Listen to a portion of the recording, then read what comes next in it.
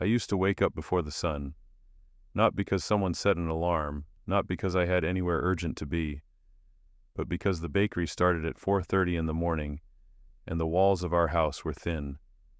My grandmother believed that bread was a living thing. She said it had a pulse, a rhythm, a schedule it kept whether you respected it or not. And so her schedule was the schedule of the bread, and the schedule of the bread became mine. I was 11 years old when I moved in with her. Before that, I'd lived with my mother in a 2-bedroom apartment across town, in the part of the city where the grocery stores were smaller and the parking lots were cracked and the streetlights worked about 60% of the time. My mother was not a bad person. I want to say that clearly because this story is not about her, and I don't want to do her the dishonesty of making her a villain when the truth is more complicated than that. She was someone who got overwhelmed. She was someone who made a decision about her own life that I didn't get a vote on, and she left for reasons that were never fully explained to me, and eventually the postcards stopped coming, and then the phone calls stopped, and then there was nothing, and I was 11, and my grandmother drove 40 minutes each way to collect me and my one duffel bag, and she drove back without saying very much at all. Her name was not on any list I'm going to read to you. Her name is just hers. But if you want to understand everything that comes after, you need to understand her first, because she is the reason any of this matters. She was a small woman, smaller than I expected when I first really looked at her, because in my childhood memory she had always seemed enormous, the way grandmothers do when you're very small yourself. She had hands that were constantly moving. Even when she was sitting still, her fingers would work against each other in a kind of habitual kneading motion, as if her hands had decided that rest was a form of failure. She had come to this country decades before I was born, with almost nothing, and she had built the bakery herself. Not bought it, not inherited it. Built it from a rented storefront and a second-hand commercial oven, and a reputation that spread the way good food always spreads, which is quietly and by mouth. The bakery was called Hayes Family Baked Goods, which was our last name, and it occupied a corner unit in a strip mall between a laundromat and a tax preparation service. It was not glamorous. The sign above the door had a crack running through the H from a winter storm that had happened before I was born. The linoleum on the floor was the color of old mustard. There were exactly 7 tables inside, small ones, the kind with legs that wobbled if you set your coffee cup down too hard, and on Saturday mornings every one of them was full. I learned to bake the way I learned to read, not through any formal instruction, but through sustained proximity and gradual imitation. My grandmother never sat me down and said, "Now I'm going to teach you." She just worked, and I watched, and eventually I started doing things alongside her, and she corrected me without ceremony when I was wrong, and moved on without praise when I was right. That was her teaching style. That was her everything style. What I learned in that bakery was not primarily about baking. What I learned was about the relationship between effort and result. That bread doesn't rise because you want it to. It rises because you did the work correctly. That you cannot rush fermentation. That the temperature of your hands matters. That there is a difference between knowing a recipe and understanding it. My grandmother understood every recipe she had ever learned at a level that I don't think most professional chefs achieve, which is the level where you have internalized the principles so completely that the recipe itself becomes unnecessary. She baked from memory and from feel and from something I can only describe as respect for the material. She was also, I came to understand, deeply private about the things that frightened her. I didn't know she was sick until much later, or rather, I knew something was wrong in the way that children know things they aren't supposed to know, but she never confirmed it, and I didn't ask directly, because some part of me understood that she would deny it, and I was not ready for that particular lie. She moved more carefully in her last couple of years with me. She sat down between tasks when she thought I wasn't watching. There was a shelf in the bathroom where certain orange prescription bottles appeared and then disappeared. and she never mentioned them, and I never mentioned them, and that silence became a kind of architecture between us, a wall we both agreed to maintain. What I know now, looking back, is that she was managing something serious with the money we had available, which was not very much money, and that managing something serious with not very much money means making choices that a person with more money doesn't have to make. She made those choices without telling me she was making them. She made them with the same quiet practicality she applied to everything else in her life. I want you to hold on to that, because everything that comes later only makes sense if you understand that there was a woman who worked herself down to the bone in a bakery with a cracked sign, who hid her own illness to protect a teenage boy who wasn't even sure he deserved to be there, and who left him when she died. Nothing but a notebook and a handwritten note, and a truth he wouldn't understand for years. Hargrove Regional was a public high school in a county that was doing well enough to believe in itself. It was not a wealthy school in the way that some suburban schools are wealthy. No performing arts center, no Olympic pool, no manicured athletic fields, but it was solid and reasonably well-funded, and the kind of place where teachers stayed for decades and the extracurricular programs were genuinely competitive. The student body was mixed in the way that American suburban communities are often mixed, which is to say that it was integrated on paper and stratified in practice.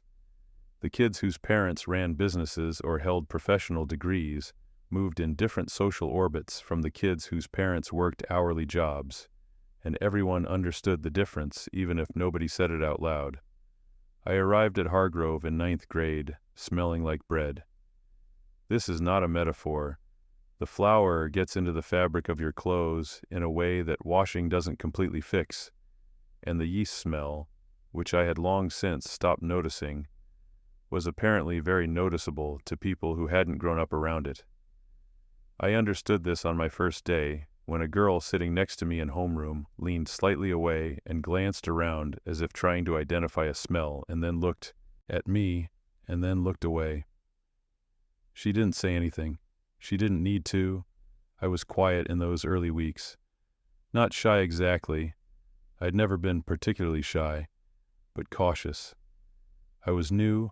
I was living in circumstances that I knew were different from most of my classmates, and I had developed, through years of watching my grandmother read situations, a habit of observation before engagement. I watched who talked to whom. I watched who sat where at lunch. I watched who got laughed at and who did the laughing. Kyle Prescott was immediately legible to anyone who spent 5 minutes in that building. He was the kind of person who takes up space, not physically necessarily, though he was tall enough, but atmospherically. He had a particular quality that I have since learned to identify with a certain kind of upbringing, which is the quality of someone who has never had to wonder whether he belonged somewhere. He walked through the hallways of Hargrove like he had built the place himself, which he hadn't, but his father had contributed substantially to the new gymnasium renovation, and apparently that created a similar feeling of proprietorship. Owen Prescott, his father, owned a regional retail chain, a grocery and general merchandise company called Prescott Family Markets, that operated about 40 stores across 3 states. It was not a Fortune 500 company, but it was an institution in our part of the state, the kind of business that got its own coverage in the local business journal and whose owner got invited onto the Chamber of Commerce and whose family name appeared on charitable donations and civic events with reliable frequency. Owen Prescott was, by every visible metric, a success, and Kyle had absorbed this fact the way children absorb everything about their parents, not through instruction but through osmosis, through the accumulated daily evidence that his family's way of being in the world was the correct way.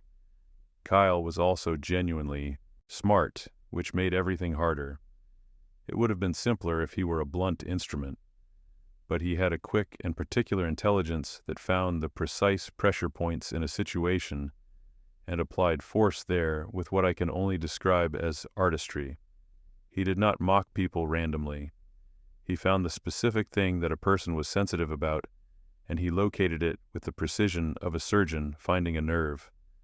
And then he pressed, casually, as if he weren't doing anything intentional at all. He found mine within the first 2 weeks.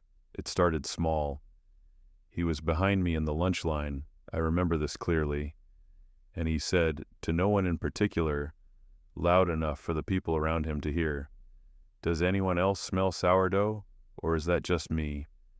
And the boys around him laughed, and I kept looking at the food in front of me, and something in my chest went tight and stayed tight for the rest of the afternoon. He started calling me the baker's grandson within a month, not constantly, not even every day. That was part of what made it so effective. If he had done it constantly, it would have become background noise, something to tune out.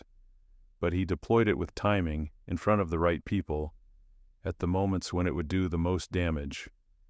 In the hallway between classes when there was a group nearby.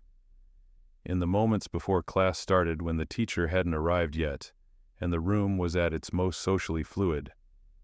He had a gift for finding the exact moment when the audience was largest and the target was most exposed. "Baker's grandson," he'd say, and then he'd pause, and then he'd add something to the construction. "What's the plan for after graduation, going back to the counter?" Or, there are actually business programs at state school now, in case you wanted to learn how things work at scale." He said it with a smile, always. He never raised his voice. He said it in a tone that could be mistaken for friendly, and that plausible deniability was its own kind of mastery. What he was really saying, what the subtext of every comment amounted to, was this: you come from a different world than I do, and no matter what you do here, you will return to that world, and that world is smaller and less significant than mine, and both of us know it, and so does everyone watching. I did not respond well to this in the early months. Not violently. I was not built for confrontation in that way. But I retreated. I pulled back from situations where he might be present. I started leaving for class slightly early or slightly late to avoid the hallway encounters. I chose my lunch seat based on his position in the cafeteria. I was, in a word that I didn't have for it at the time, but understand now, accommodating. I was accommodating his contempt by rearranging my life around it, which is a form of defeat that feels like self-protection while it's happening. What I was also doing, though I didn't realize it yet, was watching him. I was watching how he operated.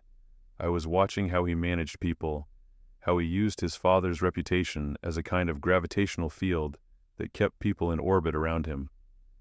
I was building a file in my head, though I couldn't have told you what I intended to do with it. There were other students worth mentioning. There was Aaron Bennett, who sat next to me in AP English, and who became, over the next 4 years, the closest thing I had to a genuine friend.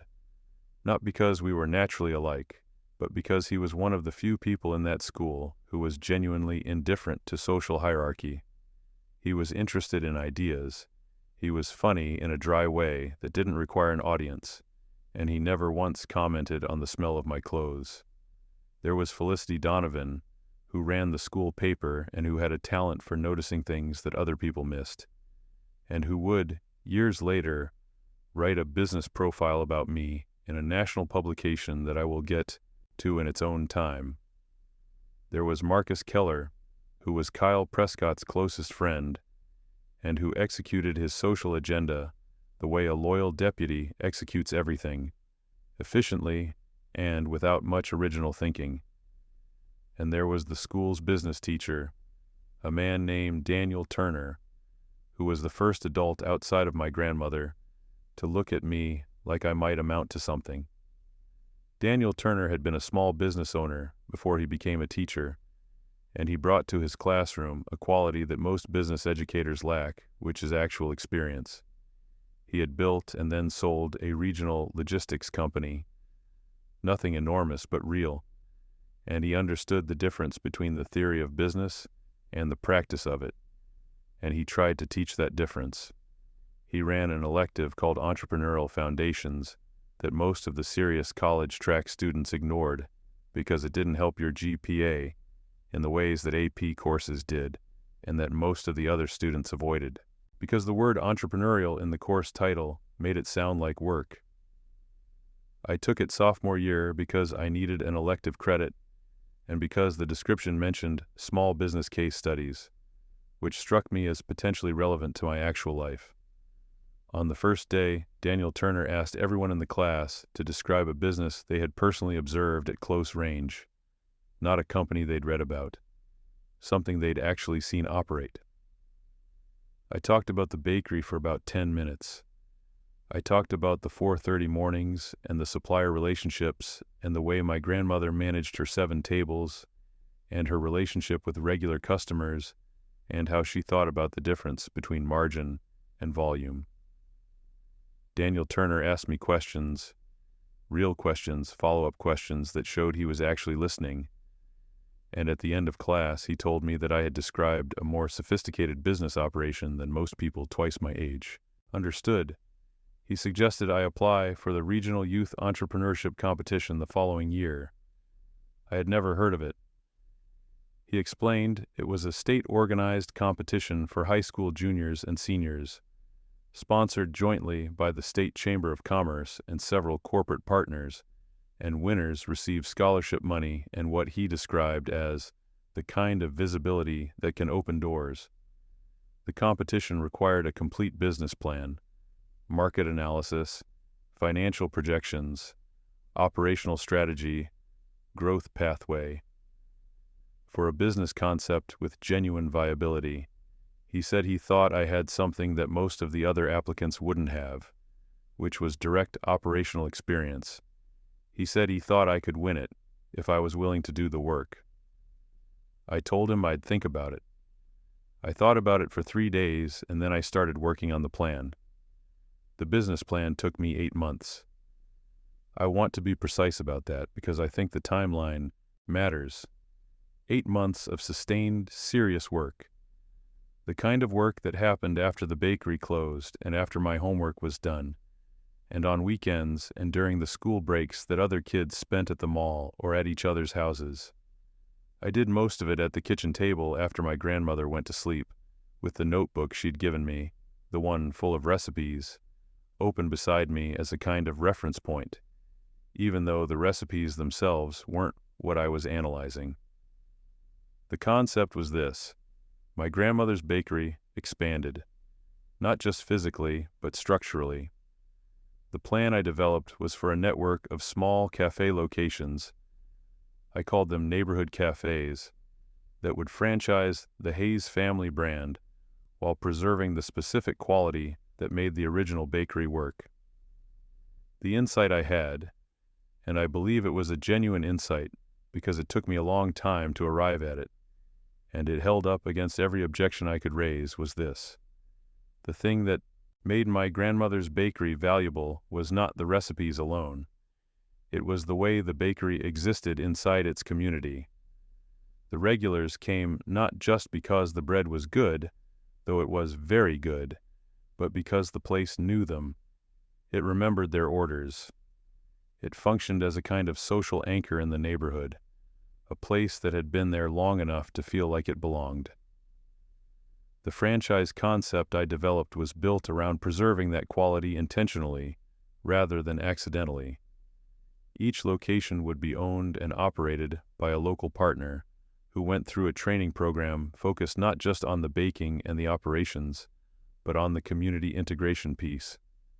There were specific metrics I proposed for measuring community embeddedness: customer return rates, engagement with local events, response time to neighborhood feedback, alongside the conventional financial metrics. The financial projections showed a slower growth curve than a conventional franchise model, but a significantly higher unit survival rate and customer lifetime value. Daniel Turner reviewed the draft every 3 weeks. He was a demanding critic. He pushed back on the financial assumptions. He asked me to source the market research more rigorously, He told me when something was unclear and made me revise it until it wasn't. He also, in a way that I understood, without his needing to say it, believed in the project. There's a particular quality to the attention of someone who thinks your work has merit. It's more specific than the attention of someone who's just being polite. And he gave me that quality of attention throughout. The final plan was 63 pages. It had a proper executive summary and a market analysis section that cited 3 industry reports and 2 academic papers and 7 months' worth of my own observation of my grandmother's actual customer patterns. It had a financial model that a real CFO reviewed, a friend of Daniel Turner's, who offered to look it over as a favor, and the review came back saying the projections were conservative but defensible. I submitted it to the Regional Youth Entrepreneurship Competition in February of my junior year.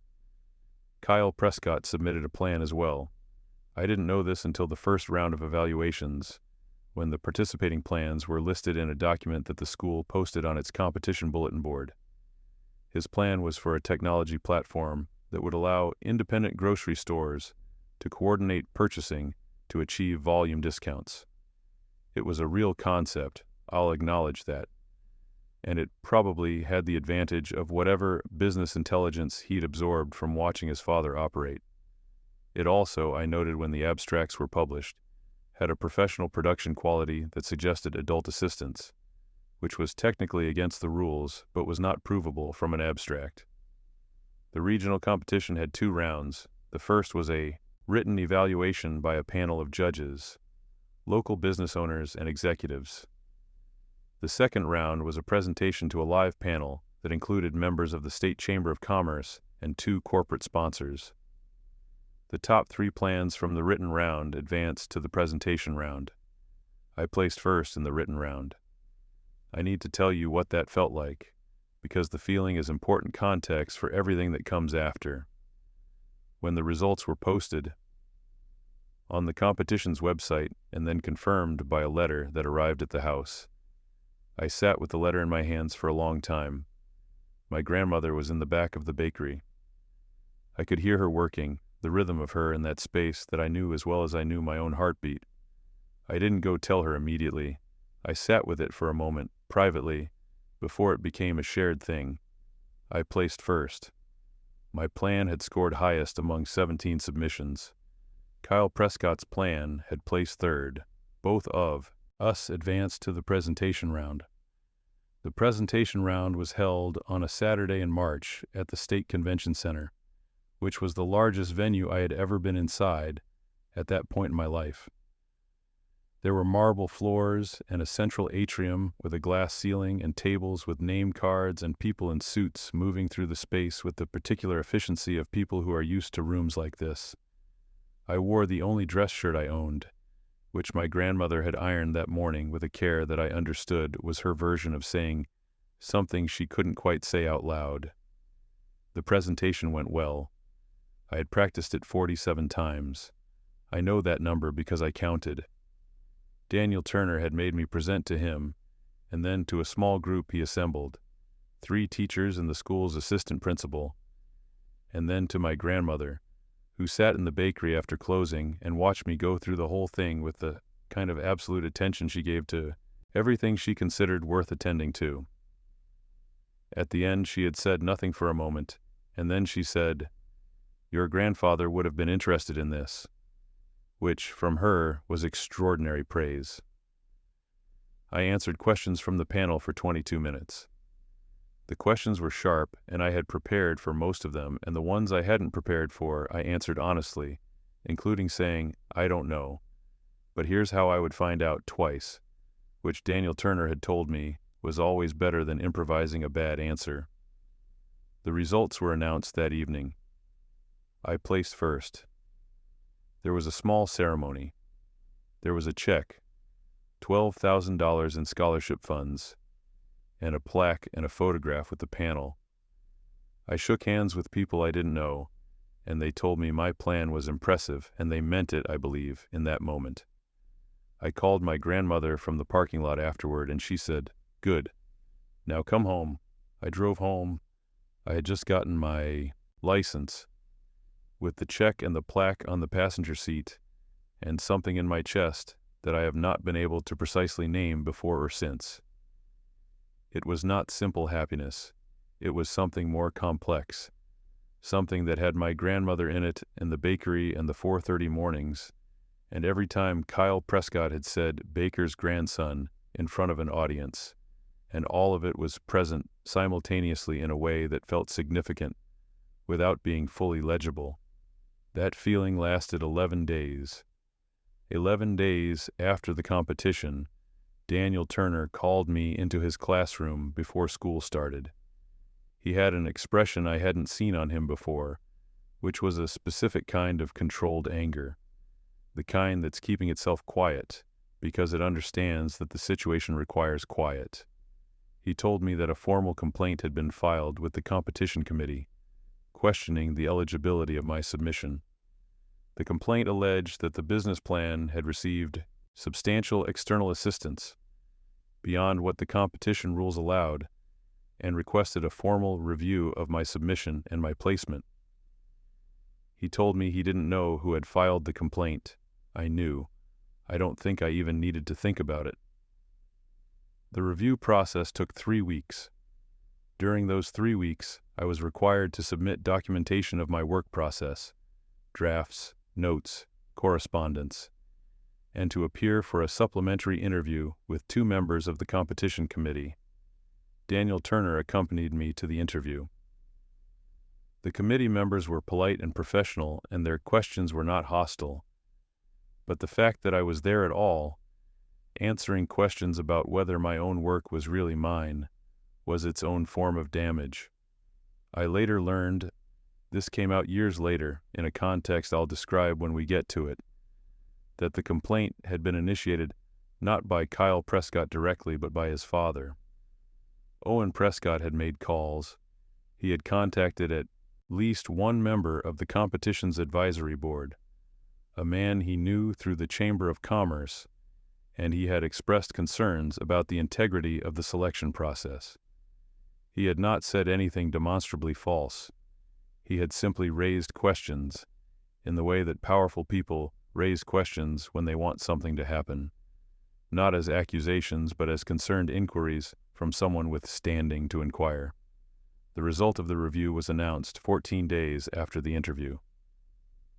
The competition committee had determined that my submission did not meet the documentation standards required to verify independent authorship, and that in the interest of maintaining the competition's integrity, the first place ranking had been vacated. Kyle Prescott was elevated to first place. The letter informing me of this outcome arrived on a Tuesday. I read it twice.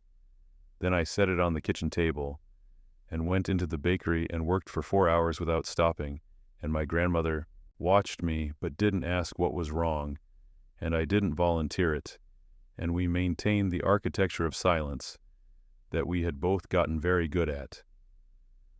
What I felt was not something I have a clean word for. The word anger is there, but it's not precise enough. It was anger and humiliation and something that might be described as a kind of recalibration, as if the world had just shown me something about itself that it had always been true of, but that I had, until that moment, been able to maintain some doubt about. The world I was operating in had a set of rules that were different from the rules that were written down. The written down rules said that the best business plan won. The actual rules said that the best business plan won unless someone with enough influence decided otherwise, and that decision was made in channels I didn't have access to and couldn't appeal to effectively. This is what I understood, and I sat with that understanding, which was too large and too angular to fit comfortably anywhere inside me, and I figured out what to do next. The weeks after the competition reversal were the worst of my time at Hargrove, and they were worse not because of what happened at school, but because of what was happening at home. The financial situation of the bakery had been deteriorating in ways I was only partially aware of. I knew that suppliers were requiring faster payment terms than they had historically. I knew that the bank had sent letters. I'd seen one on the counter, though my grandmother had set a cookbook on top of it before I could read more than the header. What I didn't know was the full picture, which I only assembled later from bank records and medical bills that I found when I was settling her estate. She had taken out a small business loan 18 months earlier to replace a piece of commercial equipment.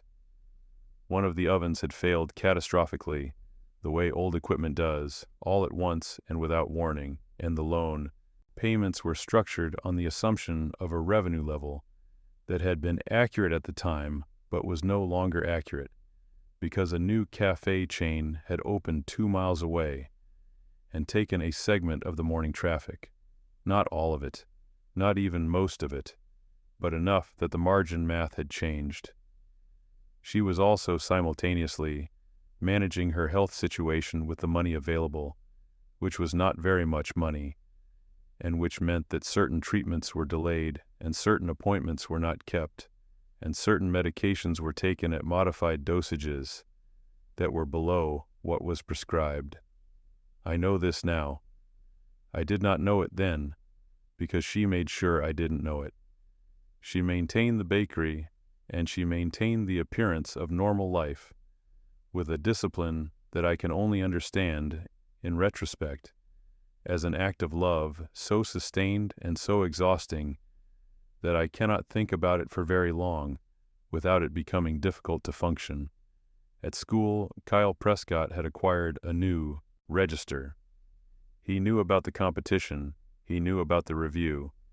He didn't know the full details of what his father had done, or if he knew, he maintained the deniability of not asking, but he knew the outcome, and he deployed it.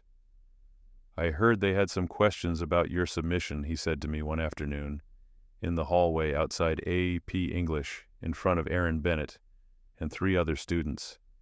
He said it with the concerned tone of someone who had heard something troubling. Something about the sourcing. That must have been frustrating. I didn't answer him. I had made a decision, somewhere in the 3 weeks of the review process, that I was done performing for him. Not done noticing, not done filing, but done responding in any way that gave him confirmation of his effect. I looked at him for a moment. The way you look at something that requires acknowledgement but not commentary. And then I walked into the classroom. Aaron, who came in behind me, said nothing for a beat, and then said quietly, "That was cold." He meant it, I think, as a compliment. It was cold. That's the right word. Something in me had gotten colder, and I don't say that with pride exactly, but I say it as an accurate description.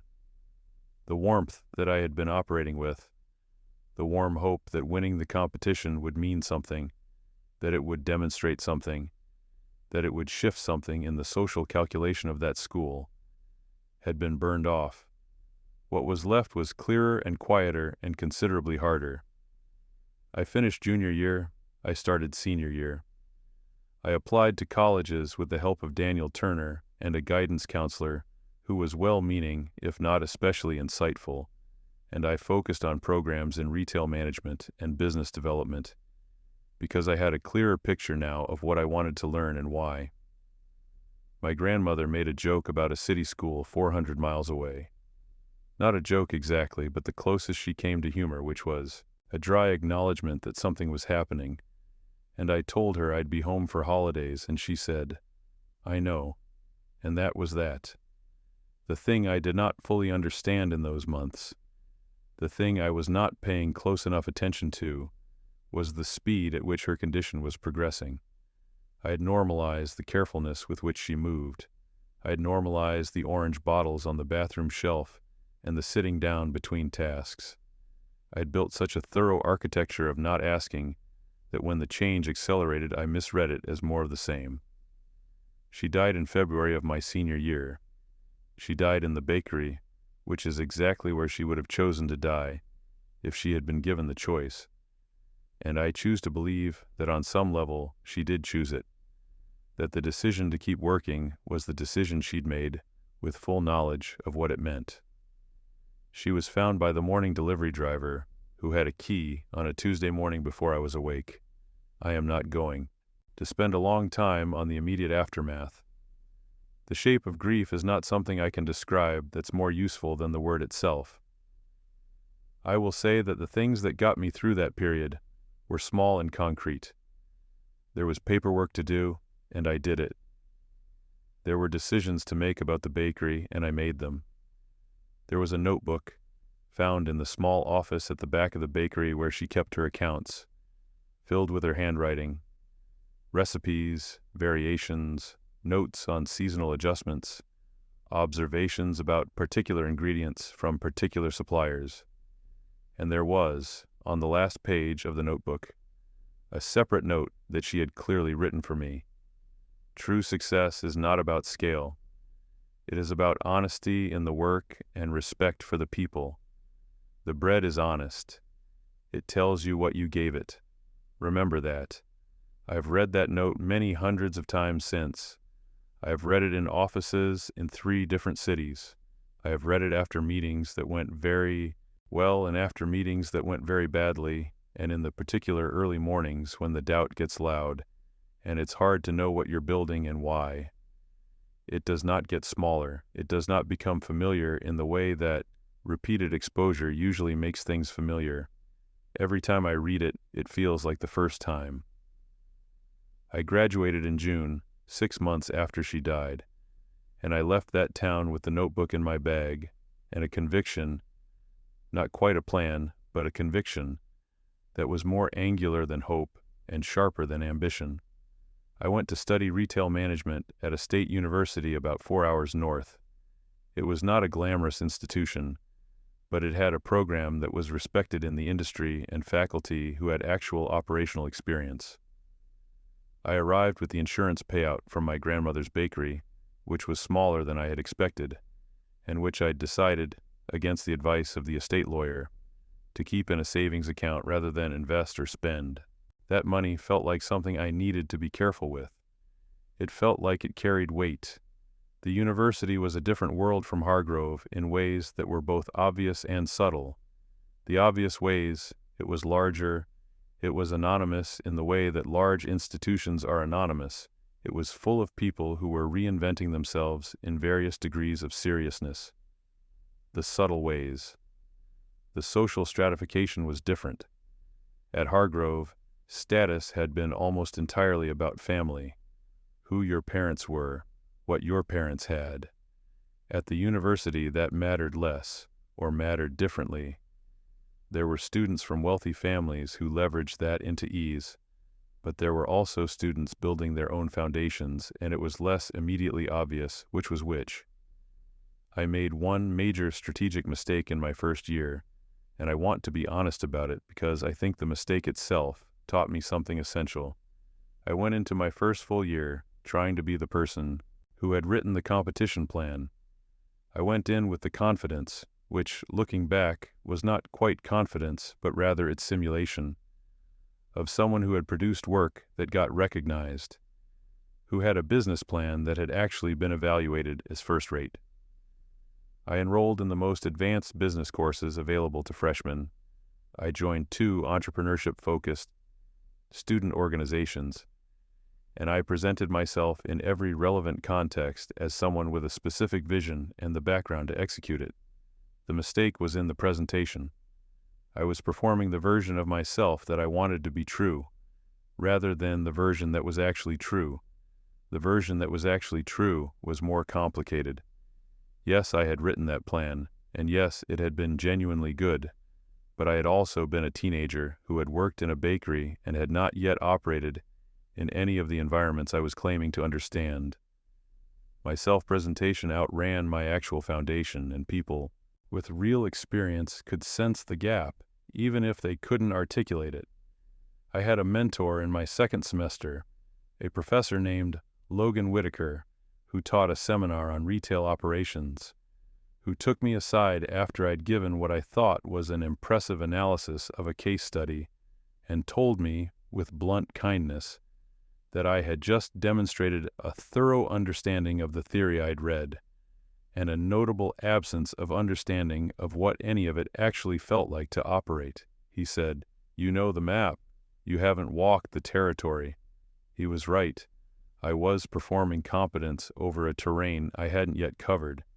I spent the summer after my freshman year working at a regional grocery chain, not Prescott Family Markets, a different one, a mid-sized operation in a state 3 hours away, in a management trainee role that involved, in practice, a lot of stockroom time and shift supervising, and the particular education that comes from watching how a retail floor actually functions at the operational level rather than the strategic level.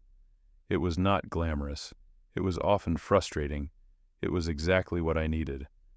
I came back for sophomore year, a different kind of student, not less ambitious, but the ambition was grounded differently. It was rooted in actual observation rather than projection. I started understanding what I didn't know, which is the prerequisite for learning what you need to know. Logan Whitaker became something of a genuine mentor over the next 3 years. He was a difficult man to work with because he had no patience for performance. He would stop you mid-sentence if he sensed you were arranging words rather than communicating thinking, but he was also extraordinarily generous with his actual knowledge, which was deep and specific and built on 20 years of operational experience before he entered academia.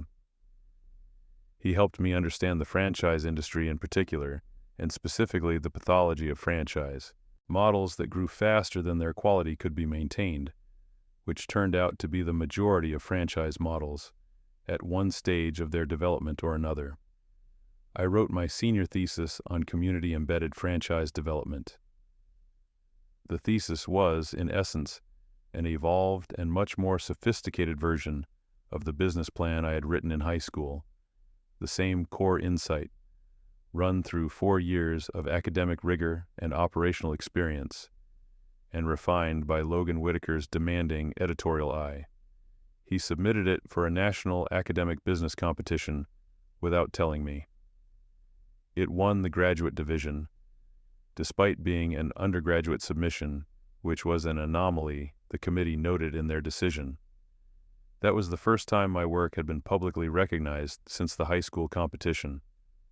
I want to note that I felt almost nothing about it at the time, not because I was indifferent to achievement, but because the relationship between recognition and meaning had been scrambled for me in a very specific way. The recognition that had mattered most to me, the one in high school, had been taken away. What I had since built was an appreciation for what I could verify myself, independent of external judgment. Logan Whitaker's assessment mattered to me. My own assessment of my work mattered to me. Whether a competition agreed was an additional data point, not the primary source. I graduated and moved to a larger city. I went to work for a franchise development consulting firm, a mid-sized firm, not one of the giants, which was deliberate. I wanted to be close enough to the actual decision-making to learn how it worked, and small firms are better for that than large ones, where the junior staff are insulated from the real work by multiple layers. I was hired at an entry level, and I worked at an entry level, and I did not resent that. The strategic mistake of my freshman year had taught me that resentment of the learning phase is a form of self-sabotage. I spent 4 years at that firm, and I learned what I had gone there to learn: how franchise development actually works from the inside, how you evaluate a brand for franchising potential, how you structure the legal and financial architecture, how you manage the tension between the franchisor's interest in consistency and the franchisee's interest in local autonomy, how you identify the moment when a small business has reached the inflection point where franchise development is possible without destroying the thing that makes it worth franchising. I also saved money. Aggressively and without apology, I lived in a 1-bedroom apartment that I could have afforded to upgrade and didn't. I drove a car for 8 years that had been used when I bought it. I ate well, but I ate at home most nights. I did not spend money on the categories of thing that my colleagues spent money on: status symbols, restaurants, social performances of success. Not because I was judging them, but because every dollar I kept felt like a brick I was laying in something I was building, and I knew exactly what I was building, even when the structure was still too small to see from the outside. My social life was limited during this period. Not absent, I had friends, people I liked and who liked me, a life that included relationships and weekends and the normal texture of human connection, but limited in a deliberate way. I understood that what I was building required a kind of focused energy that didn't survive too much distribution. This is not a recommendation. This is an accounting of what I actually did. At the firm, I developed a reputation for a particular skill, which was the ability to look at a small brand and identify whether it had genuine franchise potential or whether what it had was the appearance of potential, the surface-level charm that doesn't survive systematization. This turned out to be a genuinely rare skill, and the reason it was rare was that most consultants in the industry were looking at spreadsheets rather than at the actual operations.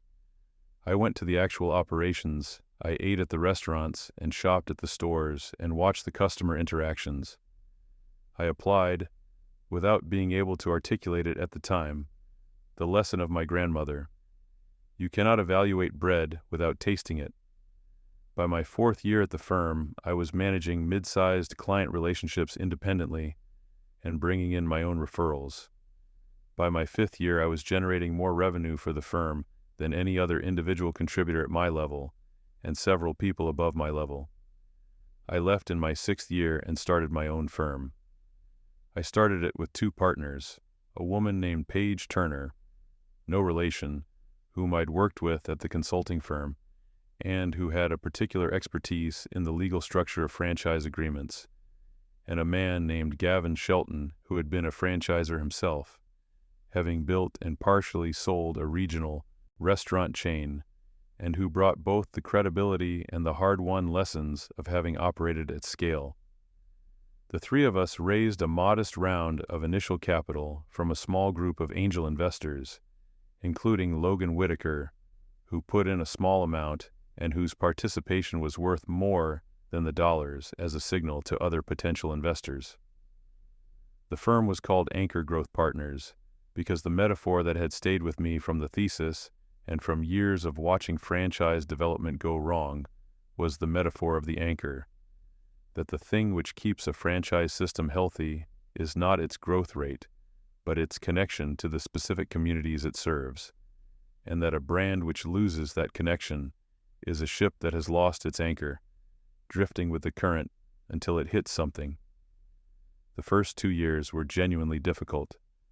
Not existentially, we were always solvent, but difficult in the ways that building anything real is difficult. There were clients who were not the right fit and whom we turned away, which was philosophically correct and operationally painful. There were negotiations that collapsed.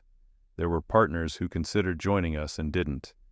And in 2 cases, those were the right people and their absence hurt the business. There was the ongoing work of building a reputation in an industry where reputation is accumulated slowly and through a very specific kind of word of mouth.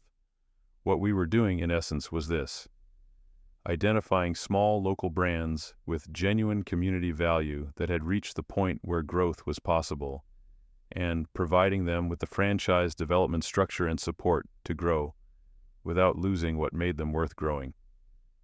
The pitch was not exciting. It didn't have the sexiness of a disruptive tech play or even a conventional growth story. But it was precise, and it was true, and it worked. By the 5th year of Anchor Growth Partners, we had worked with 23 brands across 11 states. 17 of those 23 had achieved positive growth outcomes by our metrics, which included not just financial performance, but the community retention measures we'd built into our methodology from the beginning. 11 of those 17 were operating in multiple locations while maintaining the customer satisfaction and community integration scores of their original single-location operations. We were not famous. We were not in the business press. We were, however, known within the specific community of people who knew the franchise development space seriously. We had a reputation that I was more proud of than any award I had ever received. We were known as the firm that could tell you honestly whether you were ready and whose answer you should trust either way. I became aware that Prescott Family Markets was in trouble approximately 18 months before anyone was writing about it publicly. Because I was paying attention to the signals that precede the coverage, which are different signals, I had been peripherally aware of Prescott Family Markets throughout the intervening years, in the way that you're peripherally aware of things that were significant in your past. I knew they'd expanded aggressively, had gone from 40-some stores to over 90 in a decade, which is aggressive for a regional chain at any point, but was particularly aggressive in a period when the grocery sector was being restructured by e-commerce and big-box competition. I knew they had moved upstream into private label products, which was the right instinct, but required operational capability they hadn't yet built. And I knew, from a contact in the financial community who tracked regional retail, that their debt structure had become complicated in ways that required continued revenue growth to service, growth that the operating environment was not reliably providing. None of this was public knowledge at the time. It was the kind of information that circulates in professional networks when you're in the right industry and you've built the right relationships. I was in the right industry. I had, over 10 years, built the right relationships. The first substantive contact I had with Prescott Family Markets came through a commercial real estate broker who was working with them on lease renegotiations for several of their underperforming locations. He called me because he thought some of those locations might be candidates for the kinds of small brand operators we typically worked with. He'd seen us turn a closed department store wing into a functioning small business incubator for one of our clients, and he thought the model might apply. I took the call. I asked questions. And as the picture of Prescott Family Market's situation became clearer through that conversation, I understood that what was happening was not a temporary rough patch. The structural problems, the debt load, the overextended supply chain, the customer trust, erosion that had resulted from too rapid standardization, were the kinds of problems that don't self-correct, they compound. I thought about Owen Prescott making calls to the Competition Advisory Board. I thought about Kyle Prescott and the particular pleasure he had taken in the word baker's grandson. I thought about my grandmother's note, which I had read that morning as I had read it most mornings for years. I made a decision that I want to characterize precisely. I decided to engage with the Prescott situation professionally, on terms that I controlled, for reasons that were legitimate and would make money. I did not decide to engage with it for reasons of revenge, or rather, I was honest enough with myself to acknowledge that the revenge element was present, that I would not be human if it weren't present, but I made the decision that business decisions made primarily for emotional reasons are bad business decisions, and that if I was going to do this, I was going to do it the right way or not at all. The right way meant that the business case had to be real, and the business case was real. Several of the Prescott locations in secondary and tertiary markets, smaller towns, the kinds of places where a big box competitor hadn't moved in yet, had customer bases that were genuine and loyal, and that had become disconnected from the brand as the brand had standardized away from the local character they'd built up over decades. Those locations were, in the language we used at Anchor Growth Partners, rescuable, not as Prescott Family Markets, but as something else, as locally operated businesses with proper support infrastructure, the way we'd built for 20-some other brands. I contacted Prescott Family Markets' chief restructuring officer. They had hired a CRO by this point, which is the clearest possible signal that a company knows it has a serious problem, and expressed interest in a strategic conversation about certain asset categories. The CRO, a woman named Kimberly Lawson, who was brought in from outside the company, was professional and interested and told me she'd get back to me after she'd completed a preliminary assessment. She called back 11 days later and said she thought there was a basis for a conversation. The due diligence process took 4 months. I want to be careful about how I describe what we found in those 4 months, because it's easy to describe it in a way that sounds like triumphant revelation, and the truth is both more complicated and, ultimately, more important than that.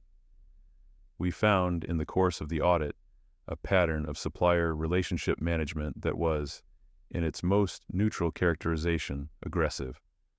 Prescott Family Markets had, over approximately 15 years, maintained a consistent practice of using the size of their purchasing volume as leverage in ways that went beyond standard commercial negotiation. They had, in documented instances, threatened to pull contracts with small suppliers unless those suppliers agreed to price concessions that they documented internally as being below sustainable margins. They had used their relationships with local chambers of commerce and regional business associations to disadvantage competitors, including by influencing membership committee decisions and award nominations. They had participated in at least one documented case in a coordinated effort to discredit a competitor's public-facing claims through a campaign of complaints to regulatory bodies that were, individually, within the rights of any business and collectively constituted a coordinated strategy. None of this, standing alone, was illegal. American business law gives companies substantial latitude to compete aggressively, and the line between aggressive competition and actionable misconduct is genuinely difficult to locate, particularly in the absence of explicit coordination evidence. But the pattern, assembled from years of records, was coherent in a way that was damning in a different register, the register of reputation, of public trust, of the story that a brand tells about itself versus the story that the evidence tells. And there was one additional document that I found in a filing box in Prescott Family Markets records room on a Wednesday afternoon in November, in the third month of the audit, that I want to describe with precision. It was a memo dated approximately 16 years earlier, addressed to the Competition Advisory Committee of the Regional Youth Entrepreneurship Competition. It was signed by Owen Prescott on Prescott Family Markets letterhead. It expressed, in language that was careful but whose implications were clear, concerns about the verification process for the competition's winning submission, and requested that the committee conduct a thorough review to ensure that the competition standards were being consistently applied. The memo was not a smoking gun, legally. Owen Prescott had the right to write letters to committees. But the memo was in his company's files, which meant it was his company's action, which meant that when the due diligence report was compiled, and the assets were priced and the terms of the acquisition were structured, I had the full picture. I did not bring the memo to the attention of the media. I did not send it to anyone who might publish it. I filed it in my own records, and I made sure that Kimberly Lawson, the CRO, understood that the pattern of conduct we had documented in the audit was material to the asset valuation, that brands whose community reputation has been damaged by documented aggressive practices against small suppliers are worth less than their revenue would otherwise suggest, because the recovery cost is higher. This is how money and power work in the real world, not through revelation, through calculation. The restructuring negotiation meetings were held at a law firm in the city, in a conference room on the 43rd floor with a view of the river that I can still picture clearly. There were lawyers on both sides, an investment banker representing Prescott Family Markets creditors, a representative from the CRO's firm, and, in the third meeting, Owen Prescott himself. He was older than the version of him I had constructed in my memory, grayer, carrying a particular kind of weight that belongs to men who have spent years managing a situation that is slowly escaping them. He came in with the posture of a man who expected to be treated as the most significant person in the room, and he occupied that posture for approximately the first 20 minutes of the meeting, during which the agenda was established and the preliminary terms were outlined. I watched him scan the room as he settled in. I watched him register the people at the table, the lawyers, the banker, Kimberly Lawson, and I watched him, eventually, register me. I watched him not recognize me. I watched him perform a brief social calculation in which he placed me somewhere in the range of junior partner, probably brought the technical materials and moved his attention elsewhere. The meeting proceeded. Our firm's terms were outlined. We were proposing to acquire 11 specific locations in secondary markets, with associated supply chain relationships, as part of a transition to a new operational model. The terms were fair. I want to note that explicitly. We were not lowballing. The locations we were targeting were underperforming assets for Prescott family markets and genuine opportunities for what we intended to do with them. The price we offered reflected that reality accurately. Owen Prescott had questions.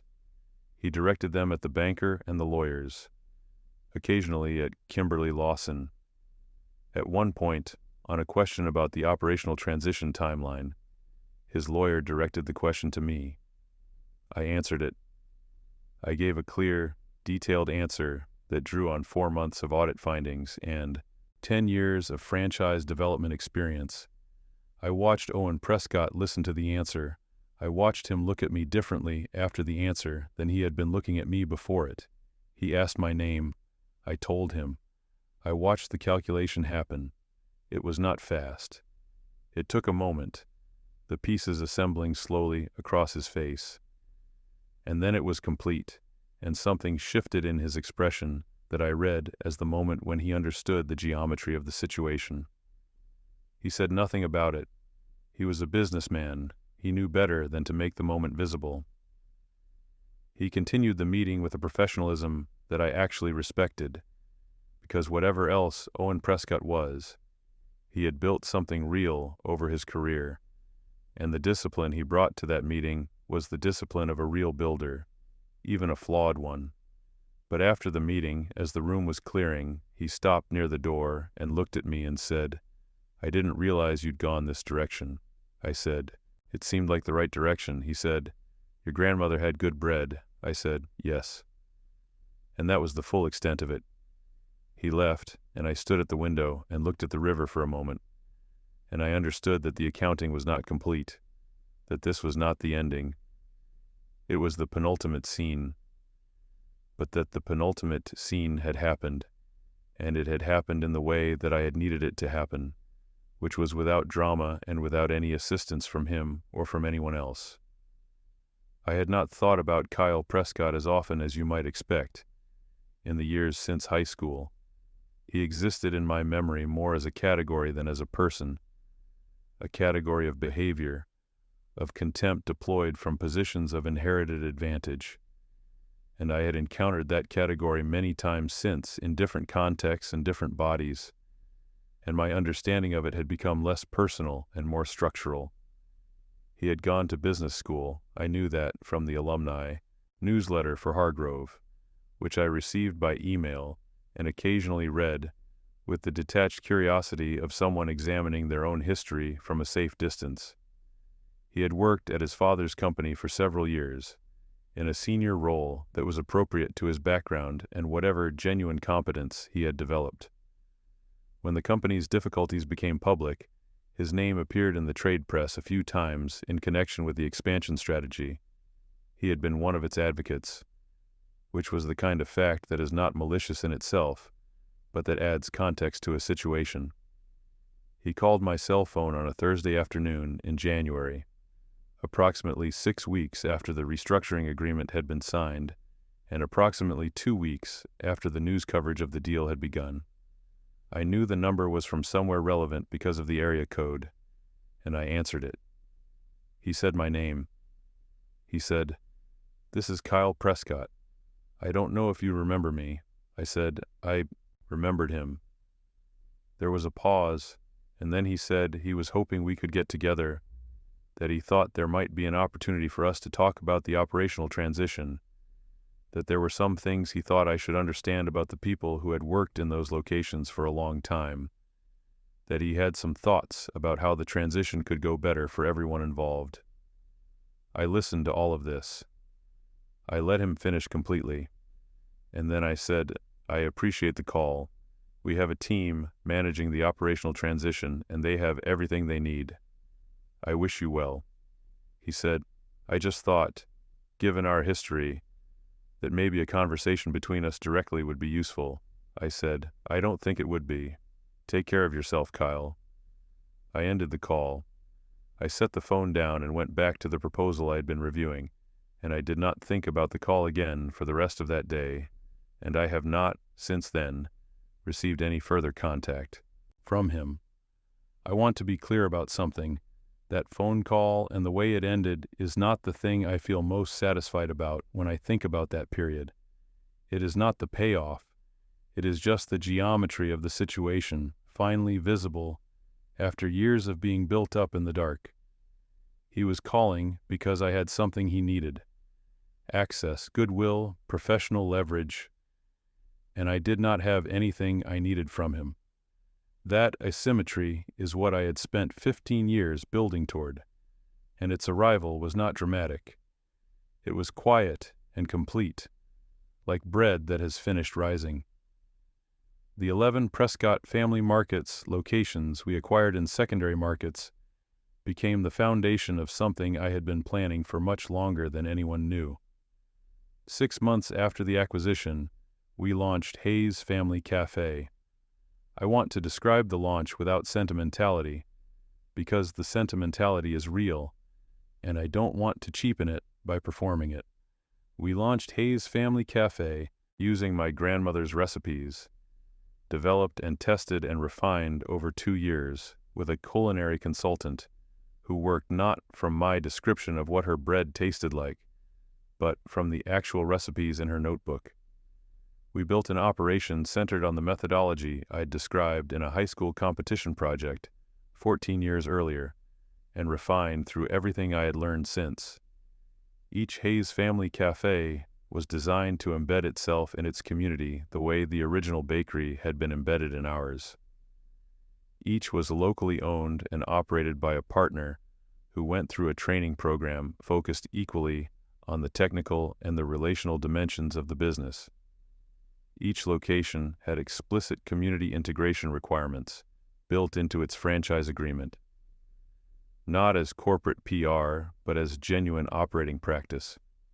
The former Prescott Family Markets employees came first in each location. Every hiring process for Hayes Family Cafe began by extending offers to people who had worked in the Prescott location that had previously occupied that space or nearby spaces that had been closed. Not all of them accepted. Some had moved on to other things. Some couldn't make the commute work. Some just weren't interested in cafe operations. But enough of them accepted that the first cohort of Hayes Family Cafe staff included people who had been serving those communities for years, who knew the customers' names, who understood the particular rhythms of those places. The business press noticed within the first year. We were not trying to attract the business press. We were trying to build the business. But the story was legible enough that it found its own coverage. A regional business journal ran a piece on the operational model. A national retail industry publication ran a longer piece. Felicity Donovan, who had been a journalist for 15 years and who had, of all the people from Hargrove, maintained the sharpest eye for the things worth examining, wrote a piece for a national magazine that she had been planning. She told me when she reached out for 3 years, since she had first seen Anchor Growth Partners mentioned in passing in a trade publication, and followed the thread. Her piece was headlined, "The Slow Build." She had done her research thoroughly, which meant she knew about the high school competition. She had, through public records, pieced together the general shape of what had happened. She did not call Kyle Prescott for comment.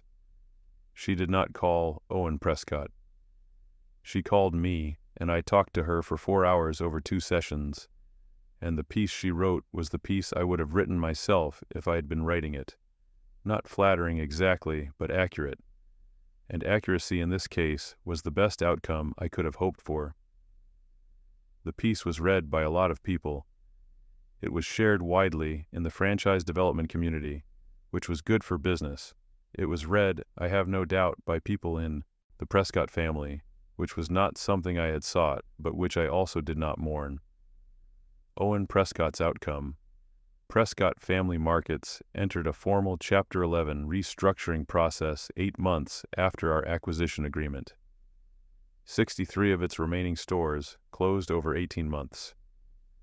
The family retained a minority interest in a significantly reduced operating company of 22 stores, under new professional management. Owen Prescott resigned from the board at the recommendation of the restructuring advisors, a recommendation that was, by all accounts, not presented as optional. Kyle Prescott's outcome. He left Prescott Family Markets before the Chapter 11 filing, taking a position at a private equity firm in a different city. I know this because professional networks make these things visible even when you're not looking for them. His career continued. He was not destroyed. I want to be honest that his life did not collapse, and I want to be honest that this does not bother me. The accounting I needed was not his destruction. The accounting I needed was the geometry, the asymmetry, the reversal of the room, and that I had. Aaron Bennett, who had been my closest friend at Hargrove, had become an architect and lived on the West Coast. We had stayed in intermittent contact over the years, the kind of contact that's easy and genuine without being intensive. He sent me a short message when the Hayes Family Cafe launch was covered in the national press. Knew you'd do something real. That was the whole message. I saved it. Daniel Turner had retired from teaching 2 years before the launch. I had stayed in touch with him, not regularly, but with the kind of genuine contact that doesn't require frequency to be real. I sent him a box of product from the first Hayes Family Cafe location, with a note that said, "You told me to enter the competition. I want you to know what the competition actually led to." He called me when he received it, and said nothing for a moment, and then said, "I always knew the plan was good." Logan Whitaker attended the opening of our 5th Hayes Family Cafe location, which was in the city where the university was. He stood in the space for a long time, looking at the way it was designed, and then he said, "This is the thesis, isn't it?" Not as a question, he said it the way he said things in the seminar, as an observation that was also a recognition. Kimberly Lawson, the CRO who had managed the Prescott restructuring, sent a formal note of professional congratulations when the Hayes Family Cafe series was announced. It was a genuine note, I think. She had done her job under difficult circumstances, and she had done it well. We exchanged some correspondence about industry matters afterward, the way professional contacts do. By the end of the 3rd year of Hayes Family Cafe operations, we had 27 locations in 7 states. 91% of our former Prescott employees who had joined the initial cohort were still employed by Hayes Family Cafe affiliates. Our community retention metrics, the ones I had invented in a kitchen table business plan at 17 years old, exceeded every benchmark we had set. I want to be honest about the last part, because the last part is the part that's hardest to talk about, and the stories that don't include it are the ones I don't trust. Building what I built cost things that don't appear in the financial statements, or the trade press coverage, or the conversation I had with Kyle Prescott on the phone, where I ended the call calmly and went back to the proposal. It cost relationships, not through any dramatic rupture. I didn't become someone who burned bridges or pushed people away, but through the sustained prioritization of the project. There were people, good people, who wanted more from me than I had available to give, and I couldn't reroute the energy that was going into what I was building, and over time the gap between what they needed and what I could provide became unbridgeable. I regret some of those outcomes, not all of them, but some. It cost me a certain kind of ease. I have not, since approximately age 17, been able to fully inhabit a moment without the part of my brain that's analyzing it remaining operational. I watch how things work, retail spaces, social dynamics, conversation structures, with a relentlessness that is professionally useful and personally exhausting. My grandmother had something like this, I think, the constant hands moving even at rest. I have inherited it, though in my case it manifests differently. It cost me the simple version of the story about her. I cannot think about her without thinking about what she gave up. The skip treatments, the orange bottles, the bakery open when it shouldn't have been. And that knowledge sits inside the pride and doesn't leave. It makes the whole thing heavier than it would be without it. I believe that's the appropriate weight for it to carry. The revenge, such as it is, the geometry reversed, slowly and at considerable cost, over 15 years. Owen Prescott said, "I didn't realize you'd gone this direction," in a conference room on the 43rd floor, and I said, it seemed like the right direction, and neither of us needed to add anything more, because the accounting was legible to both of us without commentary. The growth, 27 cafes in 7 states, built on her recipes, bearing her name, employing people who needed employment, and serving communities that needed serving. Something real, built slowly from what she left me. What I want to be clear about, neither of those things, the reversal or the growth, filled what is empty. I don't believe they were supposed to. I believe that what she wrote in the notebook was the correct description. True success is not about scale. It is about honesty in the work and respect for the people. I have tried to build something that reflects that. Whether I have succeeded is not something I can assess cleanly, because the assessment requires a distance I don't have. What I know is this.